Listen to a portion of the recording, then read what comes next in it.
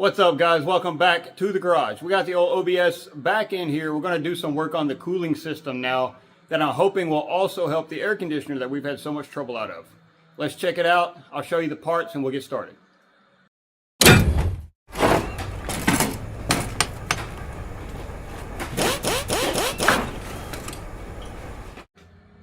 So those of you that have been following along on the OBS content have seen that the AC has been a saga. It's been a lot of back and forth, a lot of ups and downs, but it seems to be working pretty good now, as best as can be expected for a 35-year-old truck when you're driving. The problem is when you have to stop for a stoplight or you're sitting in line at a drive-thru or something like that, the cooling is basically non-existent. It's not doing very well at all. And I think that has to do with the fan clutch and fan on the truck. Because I've also noticed that when I'm sitting for a long time in those same situations, the engine temperature starts climbing. It never gets to 210, but it starts getting higher and higher. And as soon as I start driving again, it goes back down. So that to me tells me that there's poor airflow over the radiator and condenser whenever the vehicle is not moving. So we're going to work on the fan and the fan clutch, try to get some more airflow through there and see if that helps. So this fan here is the one we're talking about, the cooling fan on the truck. And it has a clutch in there that's thermal. So the hotter this gets, the more restrictions in the clutch, the faster the fan's supposed to fin. So my preliminary testing on this, I'm not a mechanic, but the way I tested this to see if maybe it is the fan clutch, is I spun this fan by hand with the truck dead cold and kind of kept a memory of how hard it was to pull, how much resistance was there. Then I drove the truck, sat in line at a drive-thru, sat in traffic, got it heat-soaked, normal operating temperature, brought it back home, and tried to spin that fan again with my hand. And to me, it seemed to have the same or slightly less resistance, which is not good because the hotter that gets, the more resistance there should be, and the fan should spin faster. So that's why we got a new clutch. And my online sleuthing told me that this fan specifically doesn't create the best airflow. So we got a different fan to go on there as well. Hopefully the combination of the two will get us much more airflow over our radiator and condenser and help with both problems. So let's check out the parts I ordered. We'll get those unboxed and get started. So we're going to start here with the clutch. Now I said this is thermal, and the way it works, like I said, is the hotter the engine gets, the harder this thing is to turn, which makes the fan spin faster on the shaft. This one specifically, oh, I gotta get my magnets. I got one. Oh, we got two. Oh, we got two of the same one. That's boo. A Saturn, okay. Anyway, this is a heavy duty clutch or extreme duty clutch. It's supposed to be much more resistance. And then when it locks a lot harder and makes the fan spin faster. So there's that, pretty straightforward. It bolts onto the end of the water pump here, and then the fan bolts onto these here. Got some washers, some lock washers, and some paper. All right, let me grab the other one and then we'll unbox it. All right, this one's a little bigger, so I'll have to do it down here and then bring it up. So this is the replacement fan. And I've done a lot of research online, trying to understand how to get this air conditioner to work better, and this was the most suggested combination: the extreme duty clutch, and then this more robust fan. It's got, I think, 10 or 11 blades on it. Yeah, you can't really see it that well through the plastic, but it's got 12 blades, where that other one I think only has 6. So hopefully this will help move more air. Hopefully it fits, because it's not actually for this truck. It's for like a Yukon or something, but everybody said it would, so we're going to go with it and see what happens. There was a magnet in that box too, and it's the same car. Now I got 3 of them. Come on, Rock Auto. So I was unaware, but this is actually plastic. It's got a metal hub, but it's actually plastic. First things first, though, I want to make sure that it fits this clutch. Oh yeah. Lines up, bolt holes line up. It's actually, I think, supposed to go that way, but they still line up. Yeah, we're good. We're good. as long as this bolt pattern is right, we're good. And I think that's fine because this is the right one for this truck. It's just the heavy duty version as opposed to the standard duty version. All right, removal of this fan appears to be fairly straightforward. It looks like you've got 4 bolts here on the water pump and then 4 bolts here on the fan. You can't get the fan off without removing it because it's over the shaft. So I'm going to try to just remove the 4 water pump bolts and see if I can wrestle the whole thing out. I don't want to take the shroud off, but I will if I have to. It doesn't look that hard. I may just take it off. It's like 7 bolts. I want to take the shroud off. Hang on. All right, pretty straightforward on the fan shroud. It appears you've got 3 bolts across the top and then 2 on each side. 1 there, 1 down here. It's kind of hard to see. See them better on this side, I think. There you go. Pop that off real quick. Hopefully it's a simple removal because that'll make a lot more room for us. So let's knock that out.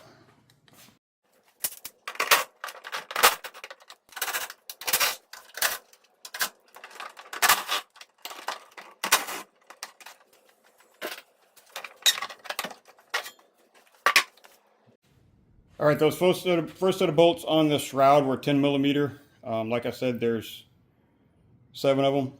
Next, I'm going to take the bolts here off of the water pump. Looks like it's going to be a 1/2 inch. Knock those out real quick, and then we'll get this thing off and switch it out.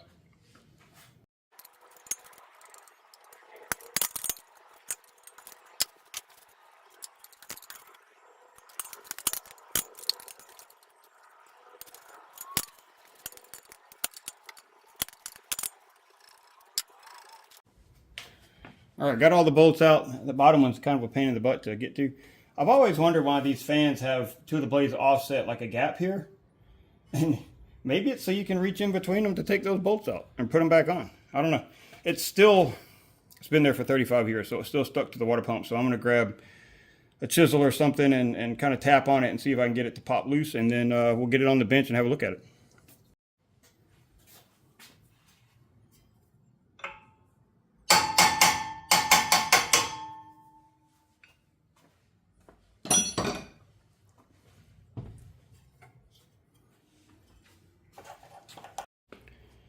All right, so here's the old one out. A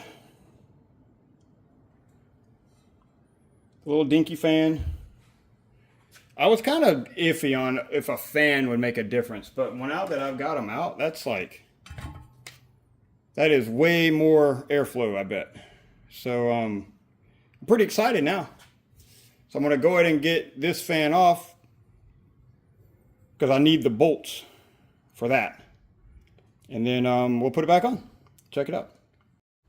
All right, so to go back, the bolts that held this on, I said they were a 1/2, but it was a very snug 1/2. I'm sure there's a metric counterpart to the 1/2 inch, and it would probably slide on there a lot easier. I kind of had to wrestle with the wrench a couple of times to get it to slide on the bolts. These here are 13s, and they should just slide right off. So let's go.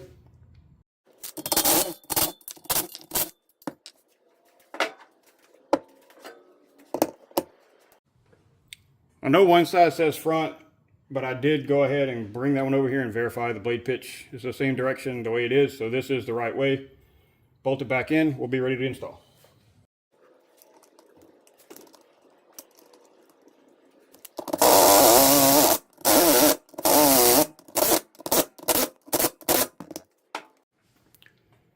All right, installation is reverse of removal. It's going to be a little more of a pain because there's not any gap in these blades to get to these bolts. But we'll work it out. We'll figure it out. We'll get it done.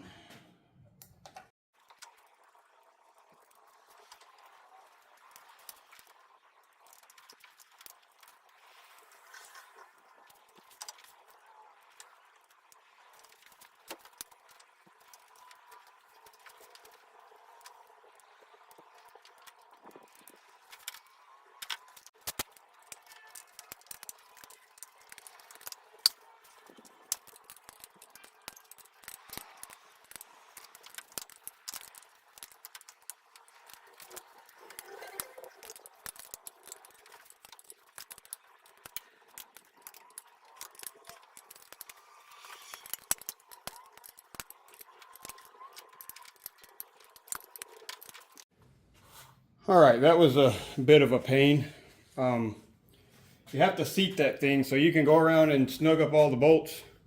And then the first one you did is loose again, and you got to go around again and again until you finally sink it all the way down. But it's on there now. It seems to have more resistance already, and it should get higher as it gets hot. I'm going to go ahead and put the shroud cover back on. We'll check for clearance, fire it up, make sure everything looks good. Can knock this one out. Consider it done.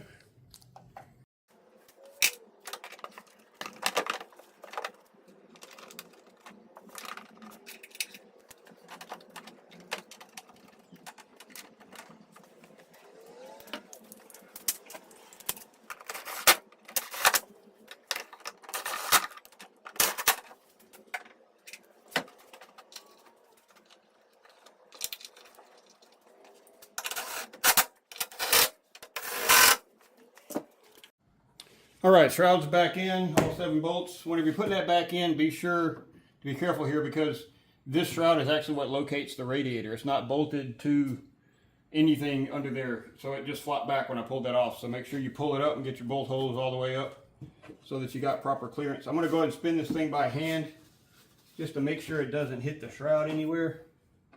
It doesn't look like it's going to. It's got about a 3/4 of an inch all the way around. So that's looking good. I'm going to go ahead and fire it up. As long as it doesn't make any wild noises or pops and bangs, then it should be good.